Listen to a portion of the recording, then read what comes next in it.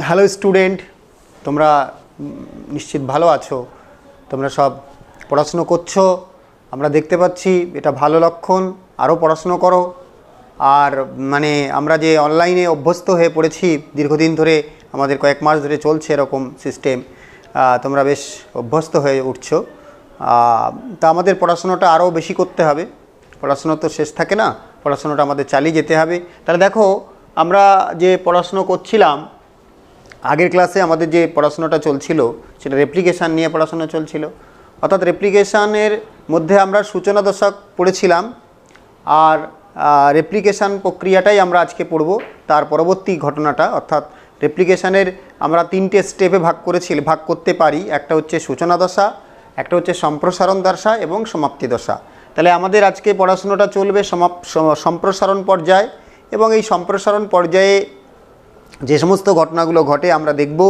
এবং সূচনা দশায় লাস্ট যে শেষটা ছিল, অর্থাৎ প্রাইমিং ঘটনাটা হচ্ছে প্রাইমার ফরমেশন। আমরা দেখেছিলাম যে রেপ্লিকেশন প্রক্রিয়া করার জন্য আরএনএ প্রাইমার নামক একটা ক্ষুদ্র আরএনএর তন্তু, এটা কিন্তু প্রয়োজন। তা না হলে কিন্তু রেপ্লিকেশন প্রক্রিয়া চলে না।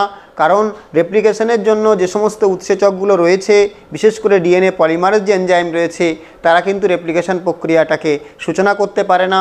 তাই আরএনএ প্রাইমার তৈরি হওয়াটা অত্যন্ত প্রয়োজনীয় একটা ঘটনা। এবং সেই আরএনএ প্রাইমার তৈরি হওয়ার পর তারপর থেকে রেপ্লিকেশন প্রক্রিয়া চলতে থাকে।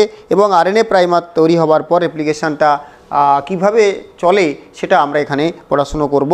দেখো, আমরা পড়ছি, আমি আরএনএ প্রাইমার থেকেই শুরু করছি। অর্থাৎ প্রাইমিং যে ঘটনাটা ছিল সেটা আমাদের লাস্ট ক্লাসে শেষ হয়েছিল। প্রাইমিং ঘটনাটা আমরা আজও আবার একটু রিপিট করে তারপরে আমরা সম্প্রসারণের মধ্যে ঢুকবো। তাহলে অর্থাৎ আমরা পড়েছিলাম সূচনা পর্যায়ে লাস্ট যে পয়েন্টটা ছিল আরএনএ প্রাইমিং, অর্থাৎ প্রাইমার ফরমেশন। তাহলে আমরা প্রাইমিং দিয়ে পড়েছিলাম।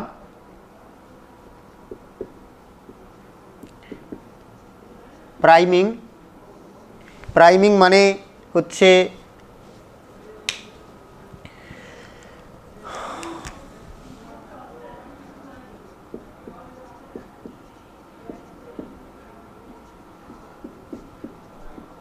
প্রাইমার সৃষ্টি। আর আরএনএ প্রাইমার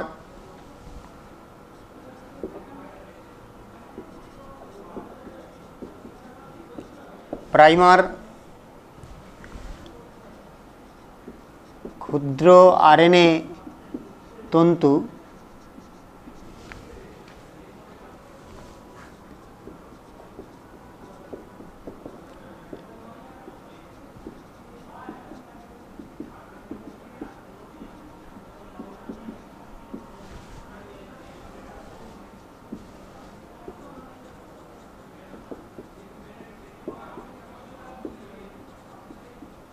সূচনাস্থলে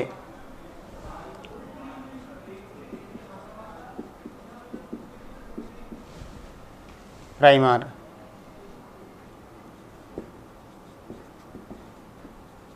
তৈরি হয়, আরএনএ প্রাইমার তৈরি হয়। অর্থাৎ রেপ্লিকেশন প্রাইমিং বলতে আমরা বুঝি প্রাইমার সৃষ্টি করা, এবং আরএনএ প্রাইমার একটা ক্ষুদ্র আরএনএর তন্তু। রেপ্লিকেশন প্রক্রিয়া সূচনার সময় সূচনাস্থলে এই প্রাইমার তৈরি হয়।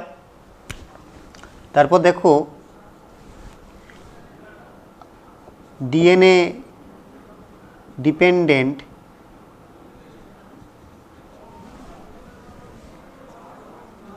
আরএনএ পলিমারেজ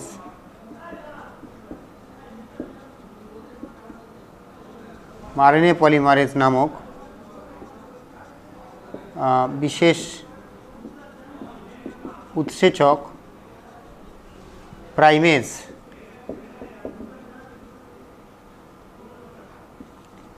আরএনএ প্রাইমার তৈরি করে। আরএনএ প্রাইমার সৃষ্টি করে।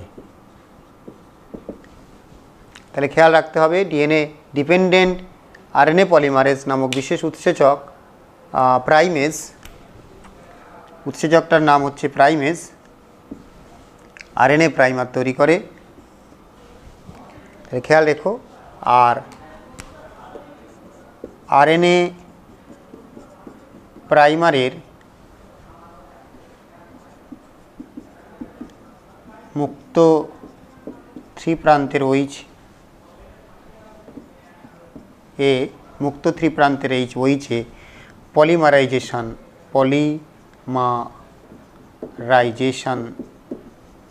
প্রক্রিয়া ঘটে, প্রক্রিয়া চলতে থাকে। তাহলে আমাদের খেয়াল রাখতে হবে পলিমারেশন ক্রিয়া কিন্তু মুক্ত থ্রি প্রান্তের OH এ কিন্তু এই প্রক্রিয়াটা ঘটে। তাহলে যদি আমরা আগে যে এটা করেছিলাম সেই রেপ্লিকেশনে যে সূচনা কমপ্লেক্স, তাহলে সূচনা কমপ্লেক্সটা আমাদের ছিল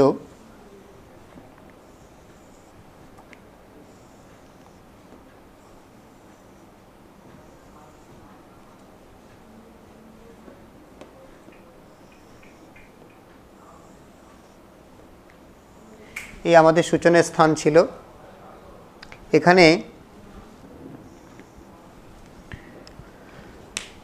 আমরা প্রাইমার যোগ করেছিলাম, অর্থাৎ এখানে RNA প্রাইমার যুক্ত হয়, RNA প্রাইমার এখানেও যুক্ত হতে পারে RNA প্রাইমার।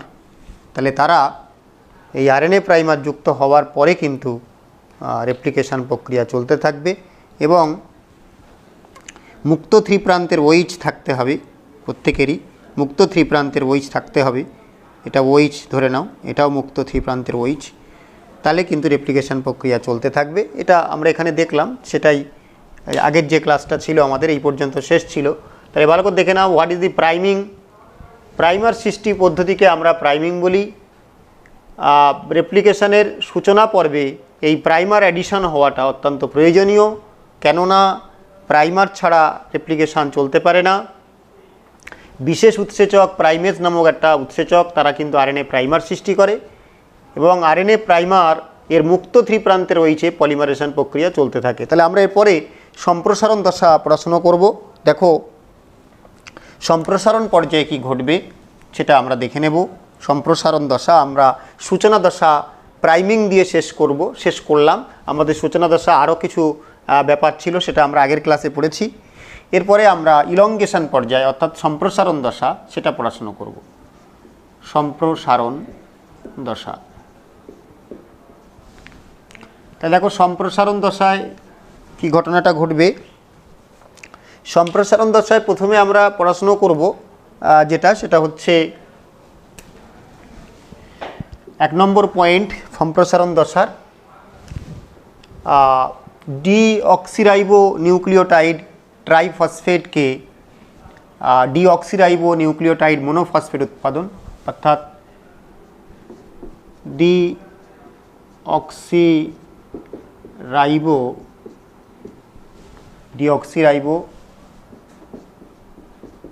নিউক্লিওটাইড ট্রাইফসফেট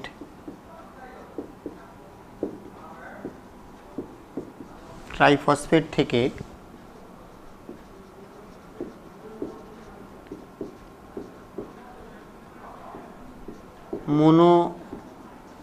মোনোফসফেট সৃষ্টি। তাহলে এটা আমাদের করতে হবে, ডিঅক্সিরাইবো নিউক্লিওটাইড ট্রাইফসফেট থেকে নিউক্লিওটাইড মোনোফসফেট সৃষ্টি। ডিঅক্সিরাইবো নিউক্লিওটাইড মোনোফসফেট তৈরি করতে হবে। তা দেখো কোষের মধ্যে যে নিউক্লিওটাইডগুলো থাকে তারা কিন্তু নিউক্লিওটাইড ট্রাইফসফেট হিসাবে থাকে।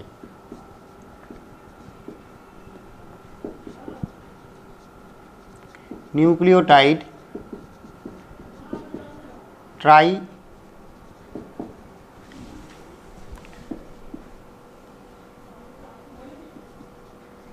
ফসফেট থেকে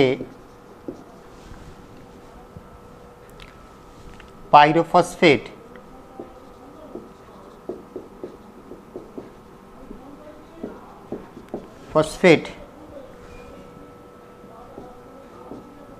বেরিয়ে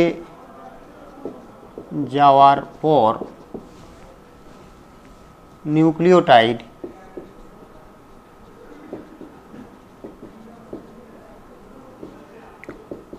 মোনো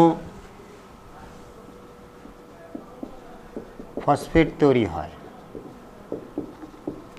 খেয়াল রাখতে হবে নিউক্লিওটাইড ট্রাইফসফেট থেকে পাইরোফসফেট বেরিয়ে যাওয়ার পর নিউক্লিওটাইড মোনোফসফেট পরিণত হয়। এই সক্রিয় নিউক্লিওটাইড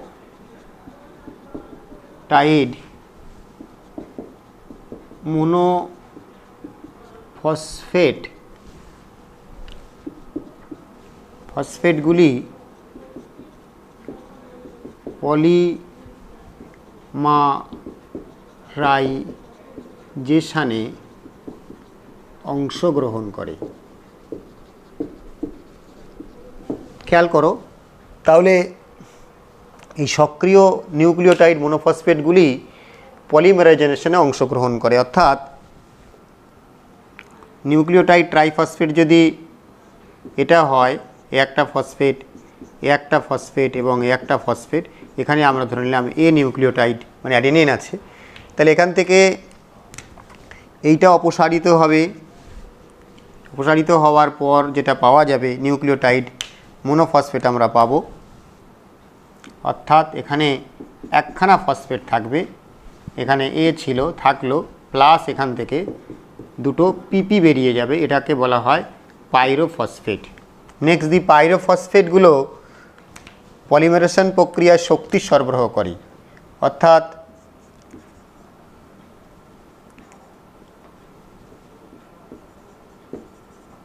পাইরোফসফেটেজ উৎসেচক দিয়ে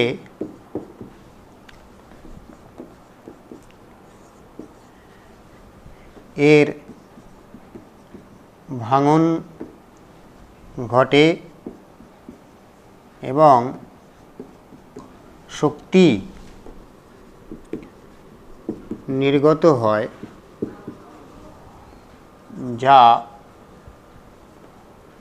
যা পলিমারাইজেশনের শক্তি সরবরাহ করে।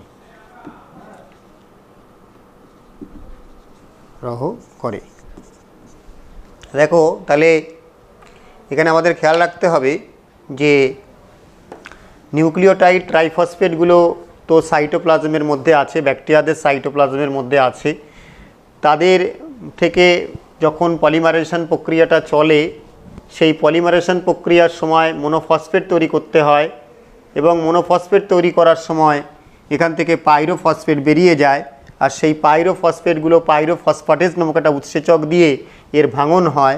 অর্থাৎ যদি এরকম করা যায়, এই পাইরোফসফেট এর থেকে উৎসেচক দিলাম,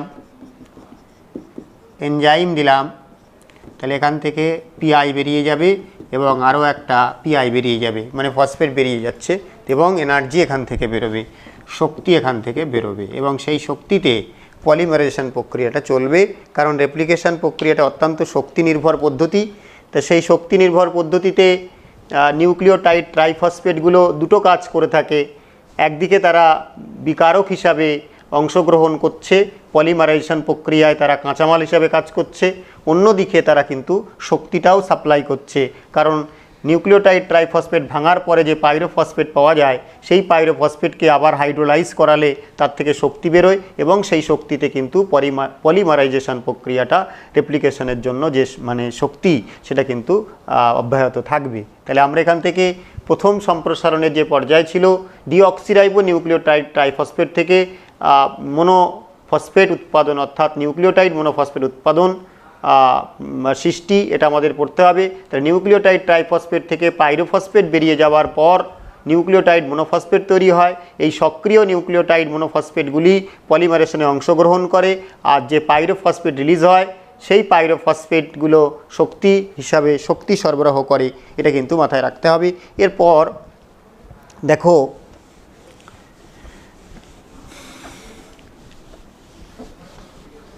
এরপরে আমরা যে পলিমারাইজেশন প্রক্রিয়া সেটা পড়ব, অর্থাৎ নিউ ডিএনএ সংশ্লেষ, নতুন ডিএনএ সিনথেসিস চলবে।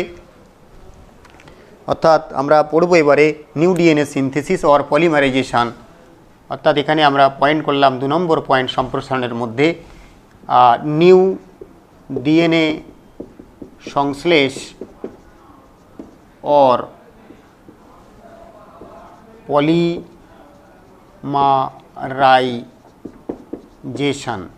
তাহলে এখানে পলিমারাইজেশন হবে এবং নিউ ডিএনএ সংশ্লেষ প্রক্রিয়াটা চলবে। দেখো আমরা জানি ডিএনএ অ্যান্টি প্যারালাল তন্তু। তাহলে যদি রেপ্লিকেশনটাকে আমরা পুরো ডিএনএ তন্তুর উপরে, দুটি ডিএনএ তন্তুর উপরে দেখি, তাহলে কিন্তু দুটোর যে অভিমুখ তারা কিন্তু আলাদা। তাহলে ডিএনএ সংশ্লেষের সময় যে পলিমারেশন রিয়াকশানটা হবে সেটা কিন্তু দুটো টেমপ্লেটের উপরে দুরকম আচরণ করবে। তাই আমরা এখানে পলিমারাইজেশন যে প্রক্রিয়াটা হবে সেই প্রক্রিয়াটা দুটো তন্তুর উপরেই পড়ব। একটা 3' to 5' তন্তুর উপরে পলিমারাইজেশন এবং আরও একটা পড়ব আমরা 5' to 3' পলিমারাইজেশন। তাহলে আমরা এখানে যে পলিমারাইজেশন যেটা পড়ব, তাহলে আমরা এখানে বলে নেব, যেহেতু ডিএনএ তন্তু অ্যান্টি প্যারালাল, তাই দুটি ডিএনএ টেমপ্লেটের উপর ডিএনএ সংশ্লেষণ প্রক্রিয়া আলাদা হয়।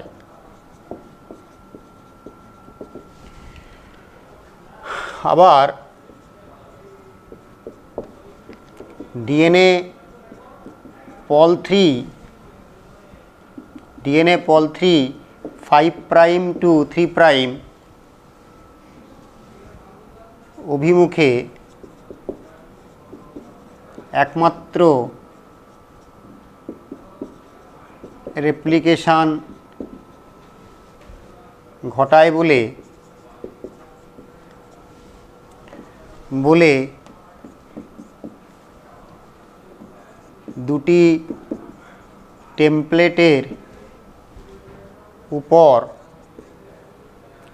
টেমপ্লেটের উপর ডিএনএ সংশ্লেষণের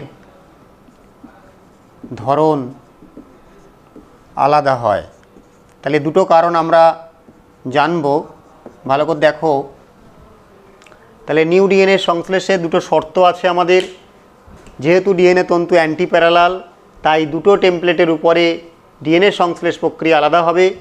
আবার ডিএনএ পল 3 5' to 3' অভিমুখে একমাত্র রেপ্লিকেশন ঘটায় বা পলিমারাইজেশন ঘটায়, একমাত্র পলিমারাইজেশন ঘটায়। পলিমারাইজেশন ঘটায় বলে দুটি টেমপ্লেটের উপরে ডিএনএ সংশ্লেষের ধরন আলাদা হয়। তাহলে আমরা দেখব, তাহলে এখান থেকে আমরা দুটো পয়েন্ট করব। একটা হচ্ছে 5' to 3' ডিএনএ তন্তুর উপরে ডিএনএ সংশ্লেষ, আর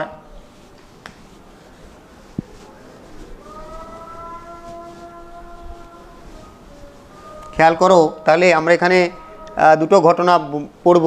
একটা হচ্ছে 3' to 5' ডিএনএ তন্তুর উপরে ডিএনএ সংশ্লেষ। অর্থাৎ যদি আমরা ফর্কটাকে দেখি আবারও,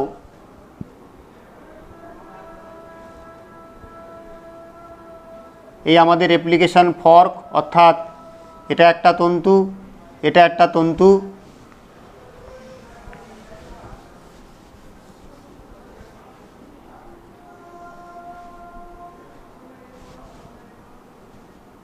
ফর্ক এটা, এখানে হাইড্রোজেন বন্ধনগুলো আছে, ভালো করে দেখে নাও। এই হাইড্রোজেন বন্ধনগুলো সব এখানে অবস্থান করছে। এটাকে আমরা নাম দিলাম 3' to 5' তন্তু, এটা 5' to 3' তন্তু। বিকজ ডিএনএ তন্তু কিন্তু অ্যান্টি প্যারালাল। দেখো ডিএনএ তন্তু অ্যান্টি প্যারালাল সত্য, ঠিক আছে। তাহলে অ্যান্টি প্যারালাল হওয়ার জন্য দুটো টেমপ্লেটের উপরে ডিএনএ সংশ্লেষ কিন্তু আলাদা হবে। তাহলে এটাকে আমরা নাম দিচ্ছি টেমপ্লেট। তাহলে টেমপ্লেটের উপরে ডিএনএ সংশ্লেষের ধরন আলাদা হবে। প্রথমে আমরা 3 প্রাইম টু 5 প্রাইম তন্তুর উপরে ডিএনএ সংশ্লেষটা পড়ব।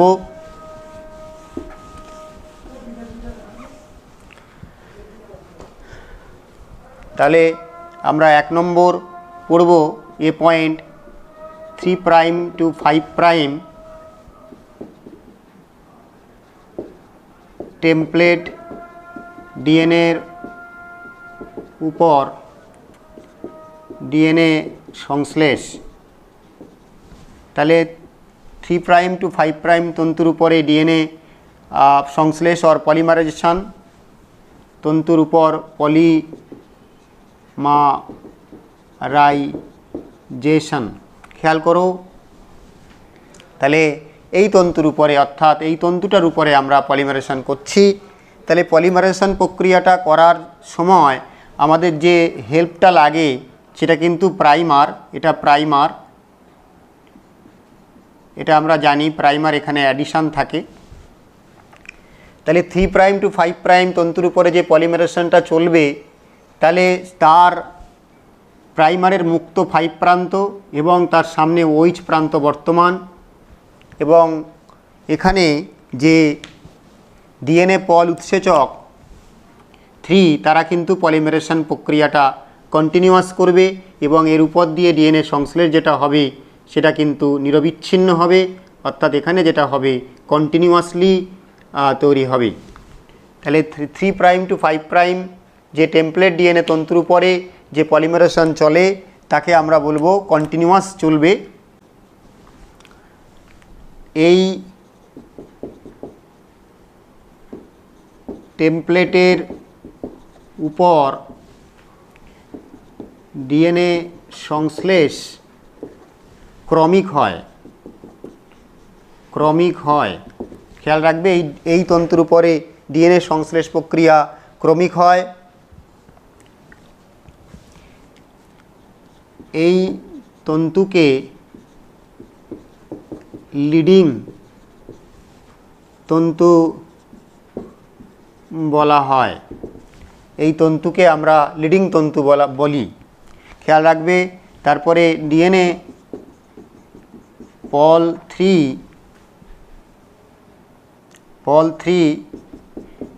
বিচ্ছিন্নভাবে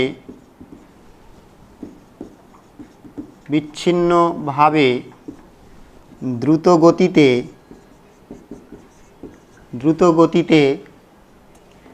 পলিমারাইজেশন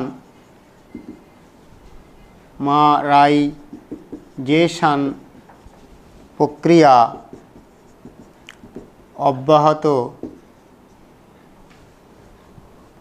অব্যাহত রাখে। তাহলে মনে রেখো, ডিএনএ পল নিরবিচ্ছিন্নভাবে দ্রুত গতিতে পলিমারাইজেশন প্রক্রিয়া অব্যাহত রাখে। প্রাইমারের মুক্ত 3 প্রাইম OH এর সাথে টেমপ্লেটের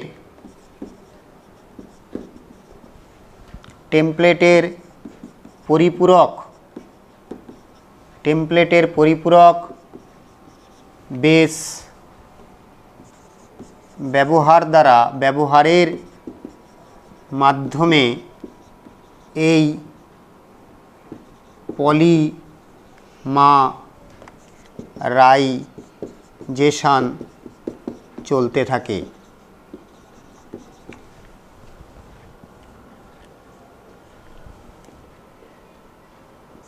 রেপ্লিকেশন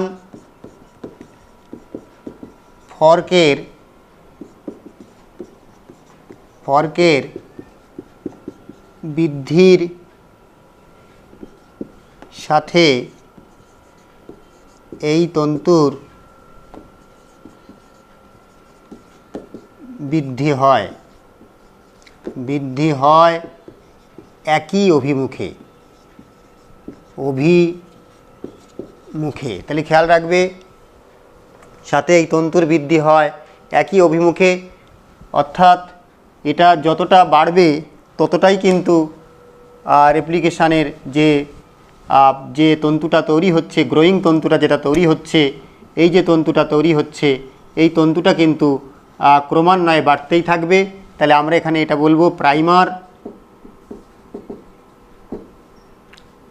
প্রাইমার, এটা নিউ ডিএনএ তন্তু, এটাকে আমরা বলবো নিউ ডিএনএ ফাইবার। আর এটা ফর্ক যত এগোবে, অর্থাৎ আমরা যদি চিত্রটা আরেকটু এগিয়ে দিই, অর্থাৎ এতটা ধরো খুললো, তাহলে এই ফর্কটা যত বৃদ্ধি হবে এটা কিন্তু ততটাই অগ্রসর হবে। অর্থাৎ প্রাইমারটা যা ছিল তাই, এখানে প্রাইমারটা যা ছিল তাই, আর এখানে কিন্তু রেপ্লিকেশানে যে ফর্কটা যত চলছে এটা তত কিন্তু বৃদ্ধি হচ্ছে। অর্থাৎ নিউ ডিএনএ কিন্তু গ্রোয়িং হচ্ছে, নিউ ডিএনএ বাড়ছে, তত বাড়ছে, অর্থাৎ এটা যত ভাঙছে এই দিক বরাবর ওটা কিন্তু উঠছে। তাহলে আমরা এখানে দেখে নিলাম 3 প্রাইম টু 5 প্রাইম টেমপ্লেটের উপরে পলিমারাইজেশন। ভালো করে দেখো, এই টেমপ্লেটের উপর ডিএনএ সংশ্লেষ ক্রমিক হয়। এই তন্তুকে আমরা লিডিং তন্তু বলবো, অর্থাৎ এই তন্তুকে আমরা নাম দেব কি তন্তু? লিডিং তন্তু। ভালো করে খেয়াল করবে, এটাকে বলা হয় লিডিং তন্তু। ভালো করে মনে রাখবে, এটা লিডিং তন্তু, কন্টিনিউয়াসলি গ্রোয়িং করছে। ডিএনএ পল 3 নিরবিচ্ছিন্নভাবে দ্রুত গতিতে পলিমারেশন প্রক্রিয়া অব্যাহত রাখে। প্রাইমার এর মুক্ত 3 প্রান্তের ওইচের সাথে টেমপ্লেটের পরিপূরক বেস ব্যবহারের মাধ্যমে পলিমারেশন চলতে থাকে। রেপ্লিকেশন ফর্কের বৃদ্ধির সাথে এই তন্তুর বৃদ্ধি একই অভিমুখে হয়। অর্থাৎ রেপ্লিকেশন ফর্ক যত বৃদ্ধি হচ্ছে ততই কিন্তু মানে বাড়তে শুরু করছে। অর্থাৎ আমরা এই যে পড়াশুনোর মধ্য দিয়ে যে শিখলাম আজকে, মানে রেপ্লিকেশনের ইলংগেশন পর্যায়ে, সেটা কি কি পয়েন্ট আমরা পড়লাম আর একবার মার্ক করো। প্রথমে আমরা পড়েছিলাম যে সম্প্রসারণের মধ্যে কিভাবে নিউক্লিওটাইডগুলো ব্যবহার হয়, অর্থাৎ যে নিউক্লিওটাইড কোষের মধ্যে থাকে তাদেরকে প্রথমে অ্যাক্টিভ করাতে হয়, অর্থাৎ নিউক্লিওটাইড ট্রাইফসফেটে নিয়ে যেতে হয়, সেটা আমরা সূচনায় করেছিলাম। সেই নিউক্লিওটাইড ট্রাইফসফেটগুলো থেকে আবার পাইরোফসফেট বার করার মাধ্যমে নিউক্লিওটাইড মোনোফসফেটে পরিণত হয়। আর সেই নিউক্লিওটাইড মোনোফসফেটগুলোই কিন্তু পলিমারাইজেশন অর্থাৎ রেপ্লিকেশনের কাঁচামাল হিসাবে কাজ করে, এবং ওখান থেকে যে পাইরোফসফেটগুলো বার হয় সেই পাইরোফসফেটগুলো কিন্তু অ্যাকচুয়ালি শক্তি হিসাবে কাজ করে, এবং সেই পাইরোফসফেট থেকে যখন ফসফেট ভেঙে যায় তার থেকে যে শক্তি বেরোয় সেই শক্তিতে কিন্তু পলিমারেশন প্রক্রিয়া চলতে থাকে। তারপরে আমরা পড়লাম নিউ ডিএনএ সংশ্লেষ অর পলিমারেশন ইলংগেশনের সবচেয়ে গুরুত্বপূর্ণ ঘটনা। দুটো সমস্যার কথা আমাদের জানতে হবে রেপ্লিকেশনের, তার জন্যই কিন্তু একটু আলাদা হয়ে যাচ্ছে দুটো তন্তুর মধ্যে রেপ্লিকেশন প্রক্রিয়াটা। যেহেতু ডিএনএ তন্তু অ্যান্টি প্যারালাল, ভালো করে এটা দেখবে, ইট ইজ অ্যান্টি প্যারালাল, তাই দুটি ডিএনএ টেমপ্লেটের উপর ডিএনএ সংশ্লেষ প্রক্রিয়া আলাদা হবে। অর্থাৎ দুটো তন্তুতে কিন্তু একই সাথে একই নিয়মে তৈরি হবে না। আবার ডিএনএ পল 3 শুধুমাত্র 5 প্রাইম টু 3 প্রাইম অভিমুখে পলিমারাইজেশন প্রক্রিয়া ঘটায়, তাই দুটি টেমপ্লেটের উপরে ডিএনএ সংশ্লেষের ধরন আলাদা হবে। তাই আমরা ভাগ করেছি 3 প্রাইম টু 5 প্রাইম টেমপ্লেটের উপরে পলিমারাইজেশন, অর্থাৎ 3 প্রাইম টু 5 প্রাইম এই তন্তুর উপরে আমরা পলিমারাইজেশনটা দেখছি। দেখো এখানে এই যে আরএনএ প্রাইমার তৈরি হওয়ার পরে এটা কিন্তু পলিমারাইজেশন করছে, কোন উৎসেচক দিয়ে করছে? ডিএনএ পল 3 সেই নিয়মে করছে। অর্থাৎ তারা কি ধরছে? নিউক্লিওটাইড মোনোফসফেট যা ছিল যেটা, সেটাকে তারা পরপর সংযোজন করাচ্ছে, এবং সংযোজন করানোর পরে তারা কিন্তু বৃদ্ধি হচ্ছে টেমপ্লেটের উপরে, এবং প্রাইমারের মুক্ত 3 প্রান্তের ওইচের সাথে টেমপ্লেটের পরিপূরক বেস ব্যবহারের মাধ্যমে পলিমারাইজেশন চলতে থাকে। অর্থাৎ এখানে যে 3 প্রান্তের ওইচ আছে সেই ওইচের সাথে যে নিউক্লিওটাইডগুলো আসছে তাদের ফসফেট গ্রুপ অ্যাডিশন হচ্ছে এবং ফসফোডাইএস্টার বন্ধন তৈরি হচ্ছে, তার ফলে ক্রমান্বয়ে কিন্তু গ্রোয়িং হচ্ছে এই তন্তুটা। তাহলে এই ক্লাসে আমরা যে লিডিং তন্তু যে ডিএনএ সংশ্লেষ তৈরি হয় কিভাবে সেটা আমরা পড়াশুনো করলাম। অর্থাৎ লিডিং তন্তু কিভাবে ক্রমান্বয়ে মানে কন্টিনিউয়াসলি গ্রোয়িং হচ্ছে সেটা আমরা দেখলাম। এর পরের ক্লাসে আমরা কিন্তু মানে এইটার সামঞ্জস্য রেখে ল্যাগিং তন্তুতে ডিএনএ সংশ্লেষ পড়াশুনো করব। এই ক্লাসে কিন্তু তোমরা লিডিং তন্তুতে ডিএনএ সংশ্লেষ কিভাবে হয়, অর্থাৎ লিডিং তন্তু কিভাবে তৈরি হয় সেটা কিন্তু শিখলে এই ক্লাস এই পর্যন্ত তোমাদের সমাপ্তি হচ্ছে। কত মিনিট?